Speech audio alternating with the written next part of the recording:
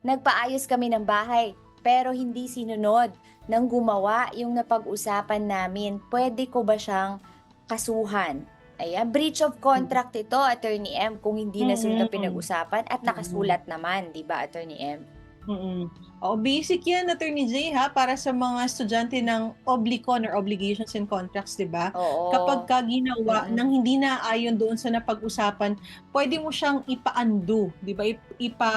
Ipabago 'no, at the expense of Mm. yung contracting party na nagkamali, Attorney J. Kasi siyempre, just Mm. like any other contract, may meeting of the minds kayo, Attorney J, eh, 'di ba? Dapat malinaw sa Mm. ating dalawa Mm. kung ano yung obligation mo at ano yung obligation ko, no? So, kung ikaw ang nakontrata ng isang tao na gumawa ng isang bahay or isang any construction na kailangan gawin, no? Syempre yung design, no?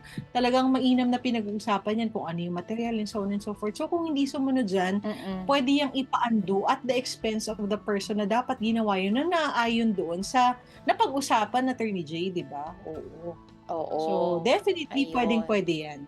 Mm. For Pwedeng mag-file damages. talaga. Civil case ito, oo, yes, and Civil damages. case, oo, malinaw lang, oo. Damages lang siyempre para mabalik po Mm. yung ginastos at ang kung papagawa ulit ng naayon sa kagustuhan niyo, ang dapat gumastos na ay again nga yung erring party o Lumabag yung sa nagkamali. kontrata, oo. Yes, oo.